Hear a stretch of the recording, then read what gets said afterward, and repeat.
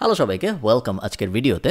প্রত্যেক মাসেই আমি অনেক মানুষের কাছ থেকেই তো অনেক ইমেল পাই, এবং আমাদের স্টুডেন্ট গ্রুপেও আমি একটা প্রশ্ন প্রায়ই দেখি, সেটা হলো আমার কি ওয়েবসাইট নিজের বানানো উচিত, নাকি আমার ওয়েবসাইট কারো কাছ থেকে কিনে তারপর সেই ওয়েবসাইটের উপর কাজ করা উচিত। এটা নিয়ে আজকে আমি একটু কথা বলবো। আপনারা দেখতে পাচ্ছেন আমার সামনে আমার ল্যাপটপ আছে, আপনারা স্ক্রিনেও দেখতে পাচ্ছেন আমি স্ক্রিন রেকর্ড করছি। তো আমরা ওয়েবসাইট বিক্রির মার্কেট প্লেসগুলো একটু দেখি প্রথমে, তারপরে আমরা কথা বলবো ওয়েবসাইট আসলে কেনা উচিত নাকি নিজে বানানো উচিত এই ব্যাপারে। তো ওয়েবসাইট বিক্রির অনেকগুলো মার্কেট প্লেস আছে। সবচেয়ে পপুলার যেই দুইটা, তার মধ্যে একটা হলো flippa.com আর একটা হলো এম্পায়ার ফ্লিপার্স। দুইটাই আপনারা দেখতে পাচ্ছেন আমি ওপেন করে রেখেছি। আরও অনেকগুলো আছে, এফি ইন্টারন্যাশনালও বেশ পপুলার একটা। এছাড়াও আরও অনেকগুলো ক্ষুদ্র ক্ষুদ্র ওয়েবসাইট বিক্রি কেনাবেচার মার্কেট প্লেস আছে, এবং কিছু ফেসবুক গ্রুপও আছে যেগুলোও অনেক ওয়েবসাইট কেনাবেচা হয়। বাট আমরা এই দুইটার মধ্যেই দেখব, তার কারণ এম্পায়ার ফ্লিপার্সে সবচেয়ে হাই টিকেটগুলো বিক্রি হয়, এবং এফি ইন্টারন্যাশনালও আসলে হাই টিকেটগুলো বিক্রি হয়, বাট এম্পায়ার ফ্লিপার্সেও বেশ হাই টিকেটগুলো বিক্রি হয়, এবং ফ্লিপায় সবচেয়ে কমনগুলো বিক্রি হয়। আমার প্রথম ওয়েবসাইট আমার মনে আছে আমি $5,600 না $4,600 যেন ফ্লিপাতে বিক্রি করেছিলাম, অনেক অনেক দিন আগের কথা, 2017 সালের কথা না, 2016 সালের কথা। তো যাই হোক, আমরা একটু ফ্লিপা যদি ব্রাউজ করার চেষ্টা করি, আমরা ব্রাউজ থেকে ওয়েবসাইটস থেকে, অল ওয়েবসাইটস থেকে, কন্টেন্ট থেকে ব্লগে যদি যাই, আমরা দেখতে পারবো এই ওয়েবসাইটগুলো বিক্রির জন্য লিস্ট করা আছে। তো আমি যদি ব্রাউজ করি, আপনারা দেখবেন যে আমি একটা কাজ করব, আমি ব্রাউজ করা শুরু করার আগে আমি নিচে নেমে এখান থেকে include only verified traffic, so যেন ওয়েবসাইটে কত ভিজিটর এসেছে ওটা ভেরিফাই করেছে ফ্লিপা, এমন ওয়েবসাইটগুলোই শুধু আমরা দেখতে পারি। সো ভেরিফাইড ট্রাফিকে ক্লিক করলাম। এখন তারপরে মোস্ট রিসেন্ট বা আমি লোয়েস্ট প্রাইস থেকেই শুরু করি।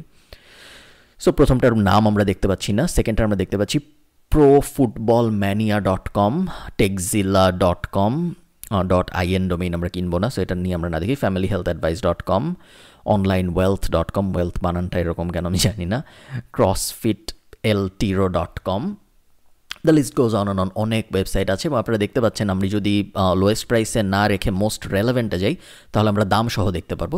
যেমন xiaomitoday.com, এটার আস্কিং প্রাইস হলো $80,000 চাচ্ছে উনি এই ওয়েবসাইট বিক্রির, মানে আপনি যদি কিনতে চান আপনার $80,000 দিতে হবে, এবং এই ওয়েবসাইট থেকে এই মুহূর্তে আয় হচ্ছে $170 পার মান্থ অন অ্যাভারেজ।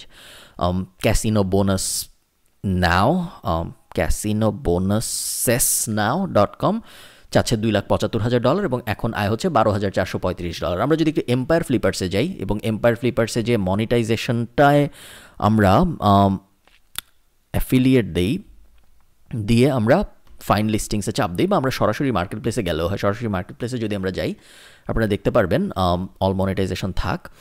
আমরা এম্পায়ার ফ্লিপার্সে এই মুহূর্তে যেসব ওয়েবসাইট বিক্রির জন্য লিস্ট করা আছে, সেই ওয়েবসাইটগুলোর একটা তালিকা আমরা দেখতে পাচ্ছি। এম্পায়ার ফ্লিপার্সেও আমি ওয়েবসাইট বিক্রি করেছি, গত বছরও করেছি, তার আগের বছরও করেছি, সো এম্পায়ার ফ্লিপার্সের ব্যাপারেও আমি বেশ ভালো জানি। তো আপনারা দেখতে পাচ্ছেন এই ওয়েবসাইটটা প্রথমেই যেটা আছে, এটা একটা ফুড অ্যান্ড বেভারেজের ওয়েবসাইট। এম্পায়ার ফ্লিপার্স ওয়েবসাইটের ইউআরএল দেয় না কেনার আগে, $5% ডিপোজিট করার পরে তখন ওরা আপনাকে ইউআরএলটা দেয়। তারপর আপনি ইউআরএল অ্যানালাইসিস করে যদি ডিসাইড করেন কিনবেন, তাহলে আপনি বাকি 95% টাকা দিয়ে দিতে পারেন, আর যদি ডিসাইড করেন কিনবেন না, তখন আপনার 5% আপনাকে ফেরত দিয়ে দেয়। সো আমাদের ওয়েবসাইটের ইউআরএল দেখতে হবে না বোঝার জন্য ব্যাপারটা।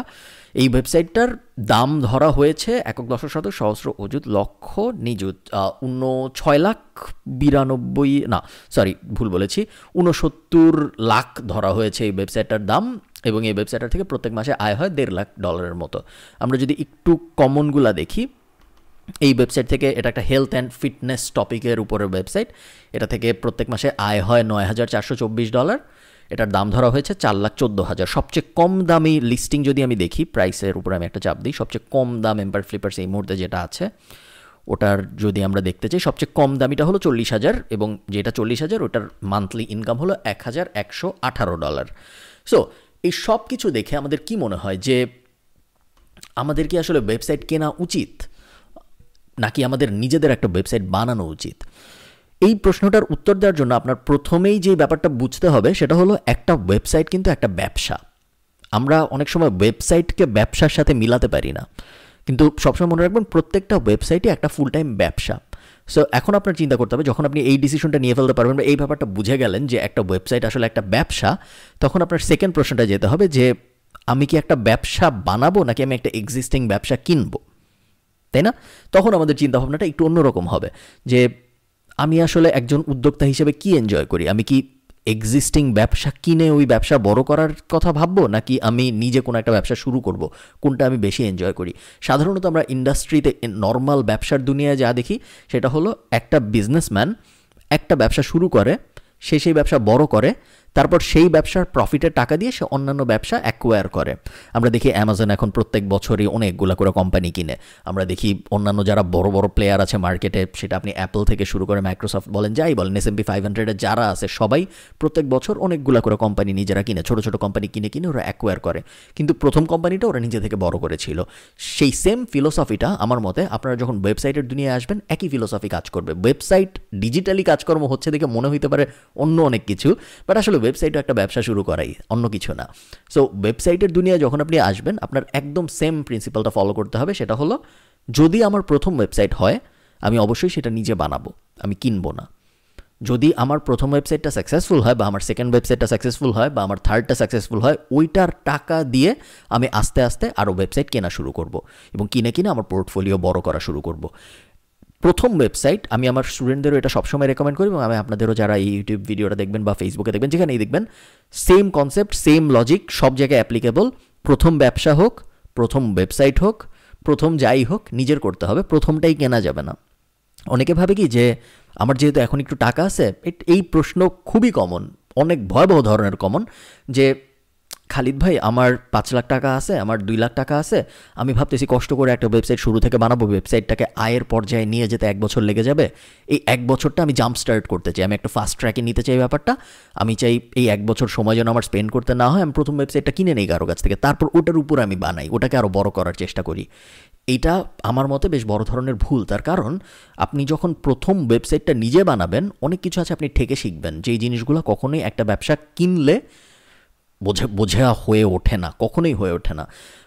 একটা ওয়েবসাইট বানানোর সময় যখন আপনি একটা ওয়েবসাইট থেকে প্রথম থেকে গ্রাউন্ড আপ ওয়েবসাইট যখন আপনি বানাবেন, তখন প্রত্যেকটা স্টেপে যে আপনি এত ইউনিক প্রবলেমের সম্মুখীন হবেন, যে প্রবলেমগুলো আপনাকে অনেক কিছু শেখাবে।